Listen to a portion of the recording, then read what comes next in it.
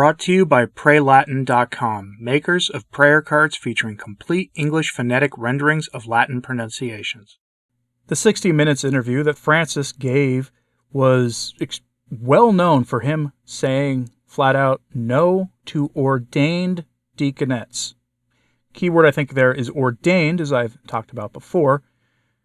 Don't be surprised if in the coming months we get some document about how deaconesses are being reestablished in the church, but emphasizing that they won't be ordained. And then the Vatican promulgates a ritual for them that does not include ordination, but looks suspiciously like one. That's been my assumption on this for some time. But clearly, the Bergoglians haven't gotten the memo.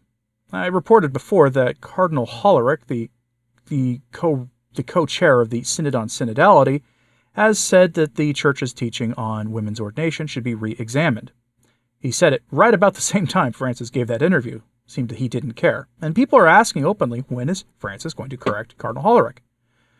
The answer to that is he's never going to do it. Because if you understand Peronism, if you understand the changes Francis has made to the Church since Amoris Laetitia and beforehand, then you see the pattern. Deny that you're doing something, deny that you're going to change a teaching on something, deny that it's a possibility, and then change it, like he did with Amoris Laetitia on divorce for the civilly, or communion for the divorced and civilly remarried Catholics. But a lot of the Bergoglians have not gotten the memo that Francis seems to have shut the door on this. And a good example here, this comes from a layman. I don't usually talk much about influential laity in the church, but this story caught my attention. Because the Bergoglians have something they really want. They don't only want deaconesses. They want priestesses, bishopesses, and yes, a female pope. A holy mother, I guess. I don't know what you would call such a person if it were to happen. I would call them a pretender because it's not possible ontologically, but here we are. So, headline from Info Vaticana. The comedian Benigni foresees a future popess in front of the Pope.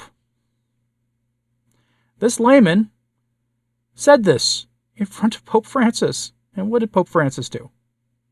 Nothing. Probably applauded his stand-up comedy routine. You remember, now some people will write this off as, well, he was a comedian.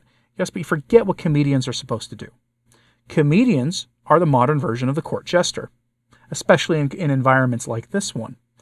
They will use humor to tell the truth. And they will do it to the powerful. Historically, this was, of course, to monarchs, and the Pope is a type of monarch. And they were one of the few who could get away with saying the unfiltered truth to the regent, as long as they did it in a comedic way. And as long as they were funny about it. Here he's letting the truth slip. What they want is not merely deaconesses. They want the whole 9 yards. They want a holy mother. Those words feel dirty coming out of my mouth, but that's what they want. And he is letting the truth slip. And he's doing it in his role as a court jester. From the article, quote, "The words of a comedian should not be taken very seriously. Or maybe yes, especially if they are spoken at an event presided over by the Pope and organized by the Holy See, such as the First World Children's Day. After all, it's an issue that overshadows the ecclesiastical controversies of renewal in recent months. Maybe there is a pope among you, or even 2 or 3, he, the comedian, explained to the public gathered at the Olympic Stadium, along with the Pope himself. Here everything is possible. In the Vatican we are in the kingdom of God, and in the kingdom of God everything is possible. Maybe an African, or an Asian, or a girl, a woman, the first female pope in history. It would be talked about even on the moon." Benigni's words are especially significant because they seem to be an inverse echo of the Pope's response in an interview given by the pontiff to the North American network CBS. There they also talked about the future and the entry of women, girls, into sacred orders. The journalist asked about the possibility that a Catholic girl dreamed of becoming an ordained deaconess, to which the Pope responded with an unusually laconic and blunt no.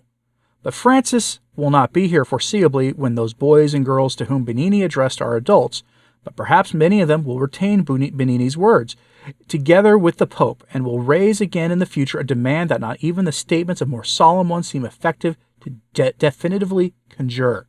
End quote. And what they mean there by definitively conjure is that no matter what John Paul II said on this, and what seems to be an infallible declaration, or anybody else, any of his successors have said, including Francis, no matter what they say about this being impossible metaphysically, the demands for the ordination of deaconesses will not disappear from the earth. They keep making those demands. And why wouldn't they?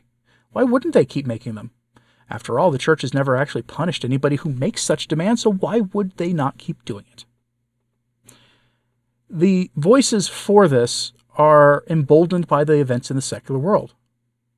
The atmosphere of revolution that has been in the world for quite a while, more stridently in your face for the last decade especially, but we have lived in truly revolutionary times since the 1960s.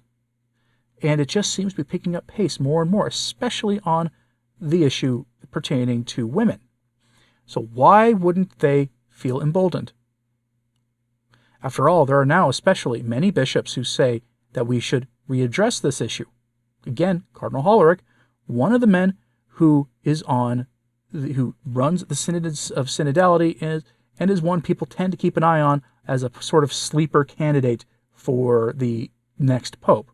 Not saying he will be the next pope, he seems unlikely in all ways, but he does fit the bill of what the St. Gallen group have said they want for a pope. They want someone who will continue the work of Francis and will be easy for them to control. Because one thing that Francis hasn't allowed them to do is to control him. He controls himself. He is highly influential. Running the Synod on Synodality makes him highly influential, though he never appears on any list of the most populare candidates. But he's highly influential. He says it. German bishops say it. Some American bishops hint at it. So why wouldn't they feel emboldened? Especially now that when you look at the data, from the United States especially, but in Europe as well, what polling has been done on this shows consistently for the last decade that more and more Catholics, as time goes on, support the ordination of women to the priesthood. And if they can become priests, they can become anything else. After all, this issue took on a whole new life when the Anglicans started quote-unquote ordaining women in the 1990s. The first woman that was ordained by them is now a bishop, and a very influential one in England. And she has met face-to-face with Pope Francis in recent weeks. Reported on that to you as well. What was she meeting with Francis about? To discuss the role of women in the church.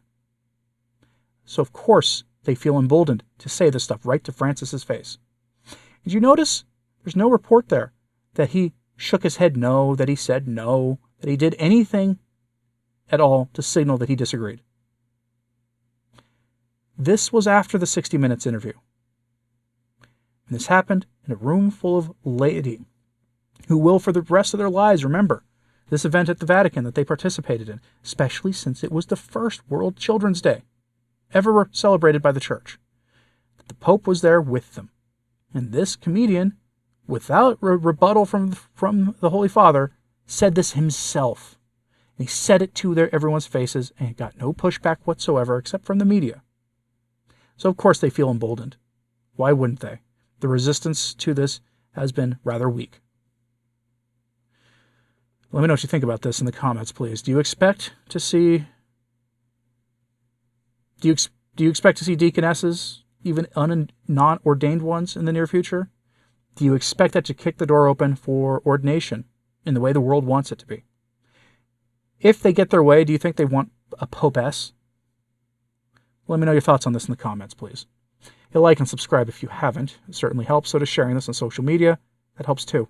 And, as always, pray for the Church. I'm Anthony Stine. Ave Maria.